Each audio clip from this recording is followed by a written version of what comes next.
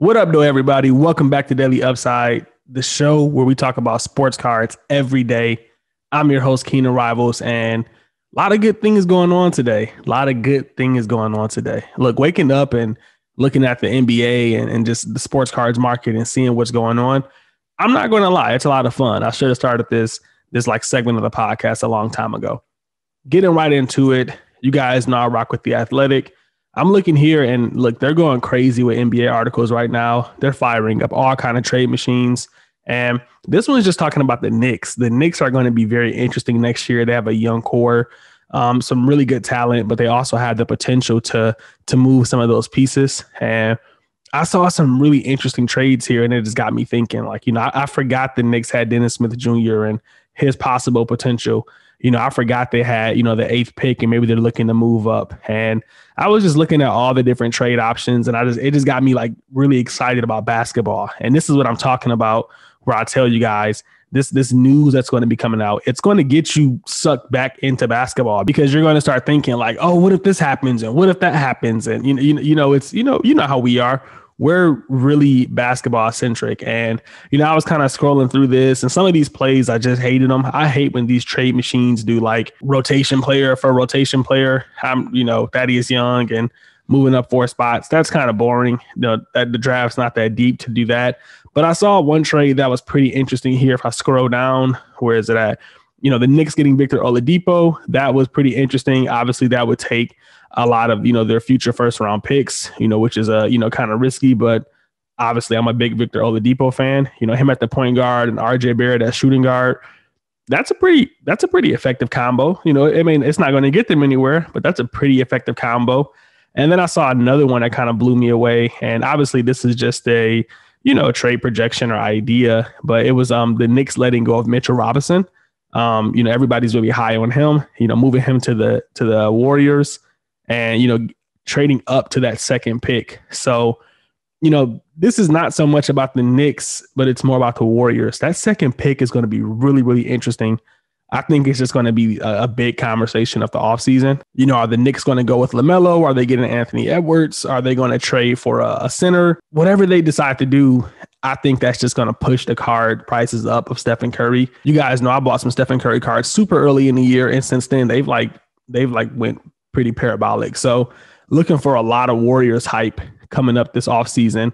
And maybe some Knicks hype too. Are you guys RJ Barrett fans? Do you like Mitchell Robinson? I think their names being in trade rumors could potentially push some value their way. Like if this becomes a very real conversation, doesn't have to become a real trade. If it becomes a real conversation, then you can bet that Mitchell Robinson cards are going to see a spike.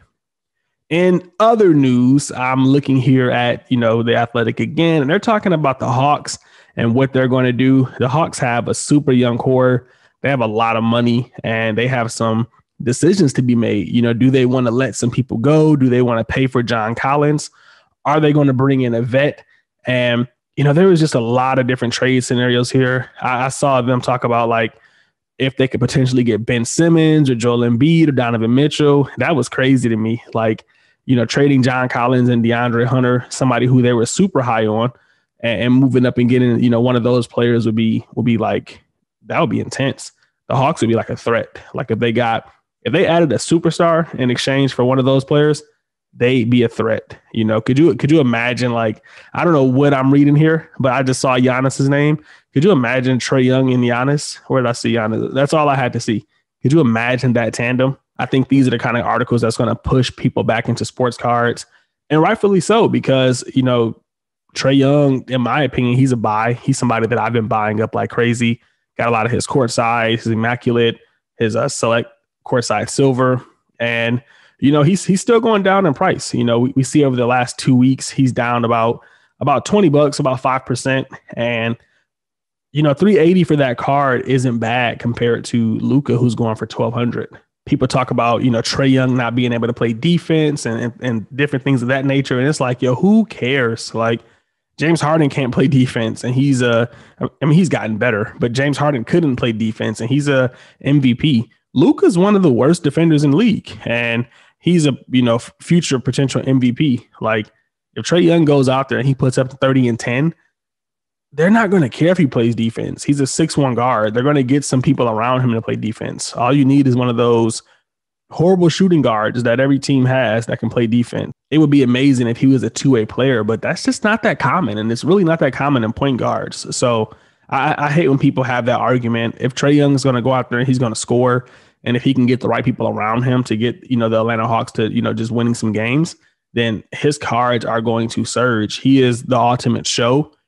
And that's what people want when it comes to basketball, is the show. Yes, they want wins, they want championships, but the show is just as important. And this kid can put on a show. With that being said, I actually posted this yesterday on my Instagram account. If you don't follow me, then go do so at High Upside Show. A lot of good information there. And this is just me using the market cap method to kind of show you guys, some underplayed values. So if you look at Luka's Immaculate, I'm big on Immaculate right now. They're going for about 15,000 per card. So that gives them a market cap of $1,485,000, which is a solid market cap for Luka. I mean, I think that's a pretty fair price for somebody who we think is going to win multiple MVPs. But if you look over at Trae Young, his card's only going for 1,500. It's going 10 times as less as Luka's. He's 10 times as less valuable as Luka. That does not make sense. This is the kind of plays that I want to show you guys. These are the kind of plays you'll be able to find using the market cap method. So if you haven't, went and looked at the course, I definitely think you should. It's on sale right now. It's not going to be on sale for long. And look, this thing may help me make over like $60,000 in sports cards.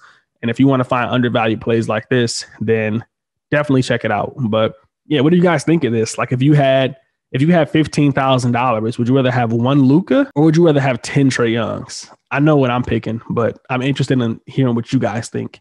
Let me know in the comments down below. In the LeBron James news, his cards are still going down. I think at one point this Prism Silver was like $2,500 or $2,000. It's down over half. It's not even like just his Laker cards, all his cards are pretty much down. The Flair Tradition, Trio Rookies down. All of these are down. Everything LeBron's down. So even the Prism's down. I mean, this was a $1,600 card 2 weeks ago, and now it's barely hitting that $1,000 mark. It actually fell under $1,000 here, just a few days ago. So look, the sentiment on LeBron isn't that high right now. I think it's because he's going against the Heat and it's kind of boring. I kind of stated that. We kind of know he's going to win. And I think there's just a lot of selling pressure right now. However, if you look at the media, you'll see like everyone's just talking about LeBron and how historic his numbers are, what he's been doing. They're talking about how many minutes he's played, how many, consecutive playoff games that he's played. ESPN's rolling like different little articles about how many assists that he's put up.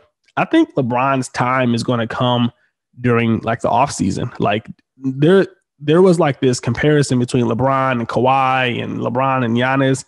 And that's just dead now. Like we don't even hear about Kawhi anymore. Like, he might get resurrected, next season, but we don't hear about Kawhi. ESPN and whoever other media outlet, they just went back to Kevin Durant. That's why I tweeted yesterday, like the Kevin Durant hype is about to be real because Kawhi's he didn't meet the standards. Giannis didn't meet the expectations and they have nobody else to compare to LeBron but Kevin Durant. So that's going to be kind of the talk of the offseason. Like, who's better than LeBron? Is the gap that large? And I think those kind of conversations are what's going to help push his prices up or at least push the overall sentiment up. Somebody on Twitter, they commented like the LeBron's prices were going to keep falling as long as he tried to be like, a politician or, an activist or, whatever you want to call them. I'm not really too much into those things, but I could kind of see how that could hurt his price points. It's not something that I think of too often just because I'm so far removed from that space. But yeah, I mean, I'm not really sure why the market is kind of down on LeBron right now. But if you're a smart investor, I think you have to be looking at his cards, especially if you're looking for, some good long-term plays. This might be a good entry point. I mean, we've seen the potential of, what the cards could be. And, we've seen the true potential. I mean, this is going for over $2,000 at one point. So I think if you're a smart investor, it's a good time to be looking at LeBron cards. I think you just have to.